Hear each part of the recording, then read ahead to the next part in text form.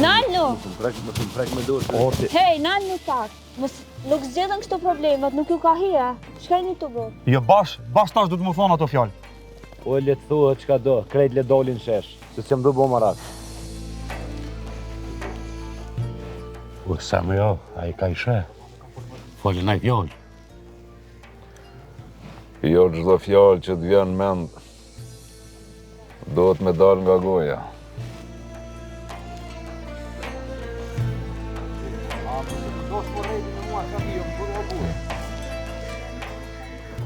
Ej, darone.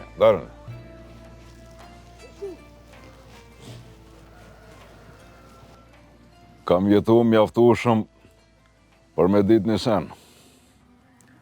Nga tresat nuk vinë prej veprave, po gjithmonë vinë prej fjalëve të pamatuna.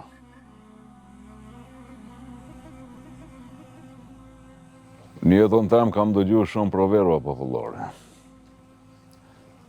Po njëna prej tyre që më ka pëlqyer më shumë të është njeriu në jetë më shpesh urzohet prej gjuhës tij, se sa që urzohet prej këmbëve tij.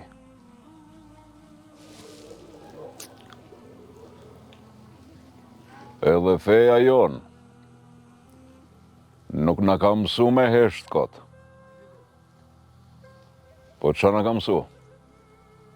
Na ka mësu me e peshu fjallën, parse me lëshu prej goje kot. Ka një porosi nga i dashuri i Allahut, Muhamedi a.s. Ku thot, kush beson në Zot dhe në ditën e fundit, le të flas mirë ose le të hesht.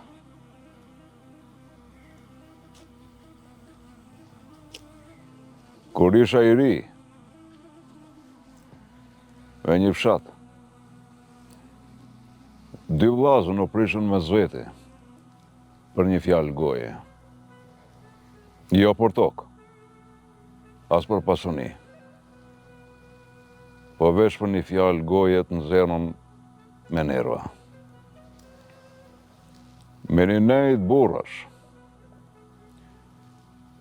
njëni i vllat tjetrit ja lëshoi një fjalë të rëndë. Edhe i tha, ti s'ke ditë kur me i dalë Zot vetës. Fjala i doli si shpejt prej goje, po pesha e saj mbeti. Dhe vllau tjetër nuk foli. U çu në kam, doli dhe shkoi. Dhe prej asaj dite, kur asë njani me tjetër nuk kanë folë. Ndarsëm, rreni ndaras, e në ndonjë deke, nuk ja shiknin syt njani tjetrit. Kaluan ditë, kaluan muaj, kaluan vite. Dhe kur vllau i madh u smur rand, e kërkoi vllaun e vogël me e pa. Kur erdhi vllau i vogël, vllau i smur ju drejtua dhe i tha, atë kujtohet dikur një fjalë të rëndë që ma pa të thonë. E për atë fjalë, sot s'pa muj me vdek në paqë. E atëherë kuptuan. E kuptuan, por ishte tepër vonë. Fjala që nuk peshohet në zemrem, mundet me i nda njerëzit edhe më keq se çdo veprim. Fjalat që nxirren nga goja nuk kthehet mbrapa. Ndoshta edhe unë kom folje, ma shumë se ç'duhet. Edhe unë e lash zemrimin me mpri. Fjala që nuk thuhet me zemrem, është fitore dhe jo humbje. E tash, leni këto nga tresa, zgjatja një dorë njëri qetërit edhe ecni. Hajde.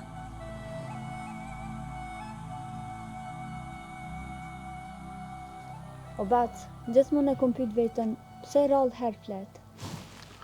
Bac, sa mi jo, 3 herë mendon, fjallën njëre flet.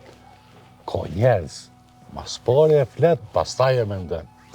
Bacit, çdo fjalë ka peshë. E disa pesha nuk mbahen dy herë.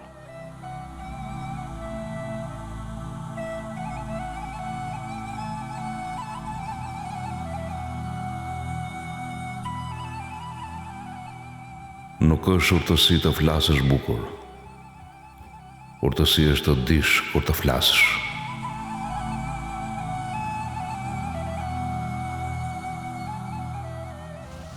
Bismillahirrahmanirrahim.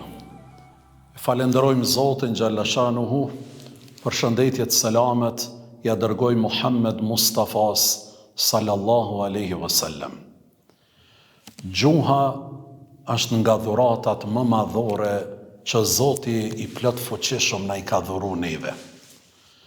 Përmes gjuhës shprehmi besimin, përmes gjuhës shprehmi dashurinë, përmes gjuhës shprehmi afërsinë. Sikur që përmes gjuhës mund të lëndojmë, mund të shkatërrojmë e mund të bëjmë ndarje dhe përçarje. Gjuha që është dhuru nga Zoti na u ka dhuru amanet. Është me centimetra shumë e vogël, mirë po që mund të shkatërroj dhe të bëj krime shumë të mëdhaja. Besimtari i bartë një gjuhë unifikuese, një gjuhë përbashkuese, një gjuhë që shpreh falënderim, një gjuhë që shpreh unifikim dhe një gjuhë që gjithmonë është e kontrolluar dhe e vetë përmbajtur.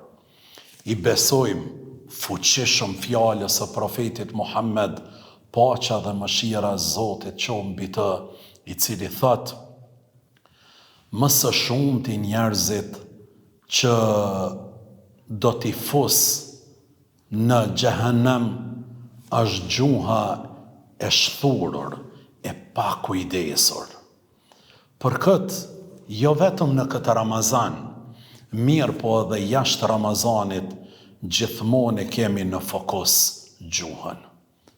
Shumë e fjalët që janë thënë nga ne para disa ditëve, para disa javë, apo muaj, apo vite, shpesh themi, sikur mos t'i kisha thënë, sepse kanë gjallë debate ndoshta të panevojshme, kanë sjell urrëtie, kanë bërë ndarësi, sikur që dhe janë ftohtë njerëzit nga ajo gjuhë e shprehur. Gjithmonë kur kemi fol një fjalë të duhur, të matur, unifikuese, gjithmonë jemi dalë faqebardhë dhe jemi falënderues edhe sot për atë gjuhë të matur cilën e kemi pas. Sot, gjuha ju e matun po shkatron familje, po që rregullon individ, po që rregullon shoqëri, sikur që edhe po dhez luftra. Mirë po një gjuhë e butë, unifikuese, e dashur, po shpëton njerëz, po u jep motiv njerëzve dhe po i orienton në orientimin e duhur dhe të mbarë. Këtë gjuhë e don Zoti Gjallashanuhu e Gjalla Gjalaluhu, që përmend Zotin, që falenderon njerëzit dhe në të njëjtën kohë i motivon njerëzit për së mbari në punët e kësaj jete cilën po jetojmë edhe po veprojmë. Familjet tona, institucionet tona, shkollat tona dhe tërë shoqëria jonë ka nevojë për një gjuhë të urtë, e cila nuk bart mllef, inat, urrëtie, xhelozi, dashaketësi, nërskamza e tradhti.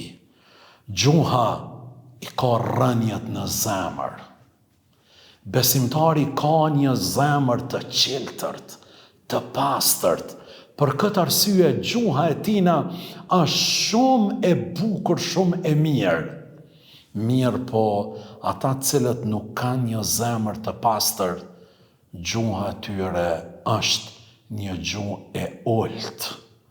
Për këtë arsye, si besimtar, edhe më shumë motivohemi në këtë Ramazan me fjalën e Zotit fuqiplot. Fol bukur, fol mirë.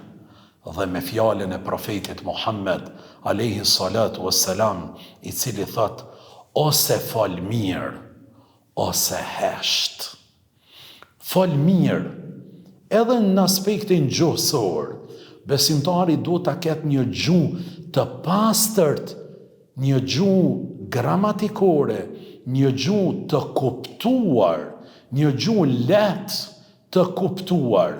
Mirë po të njëjtën kohë një gjuhë që bartë mesazhe të mira për individ, për familjet e tona, për fen ton, për kombin ton dhe për njerëzin në përgjithësi.